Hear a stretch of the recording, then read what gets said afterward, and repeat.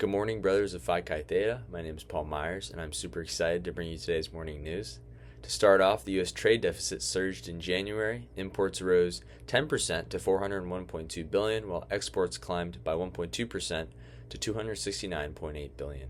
With this yielded a deficit of $131 billion, which is 34% greater than the deficit in December. Economists have attributed surging import activity early this year to efforts by U.S. companies to secure products and manufacturing inputs from overseas before new tariffs went into effect. Imports of industrial supplies and materials grew by $23.1 billion. Consumer goods imports rose by $6 billion. Imports of capital goods such as computers and computer accessories rose $4.6 billion. Next, President Trump signed an executive order that officially establishes a crypto reserve. This is something he claimed to do while he was on the campaign trail, and now he's actually going through with it. Proponents of this executive order say that this will legitimize the sector and attract more industry activity. 4 other cryptocurrencies will join Bitcoin in this reserve, namely Ether, XRP, Solana, and Cardano.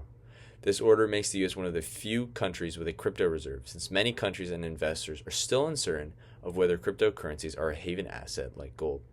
Unlike what many investors thought would happen, the price of these 5 cryptocurrencies all went down on Thursday night. As someone who claimed to be very pro-cryptocurrency, Trump is doing what he said he would on that front.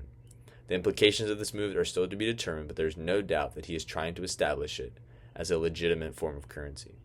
Finally, Broadcom, a chipmaker company valued at $1 trillion, helps companies like Google with their processors for artificial intelligence uses and has been recently placed on the hot seat by investors as questions on the sustainability of AI spending are being asked.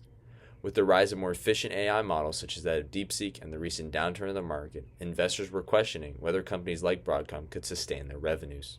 On their recent earnings call, Broadcom announced that they beat analysts' revenue predictions of $3.75 billion and reached $4.1 billion of revenue in Q1 of 2025.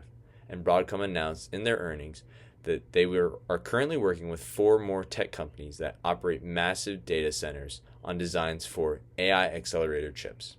The market was very optimistic as Broadcom shares jumped more than 12% in after-hours trading on Thursday night. That's all for today. I hope you all have a wonderful spring break.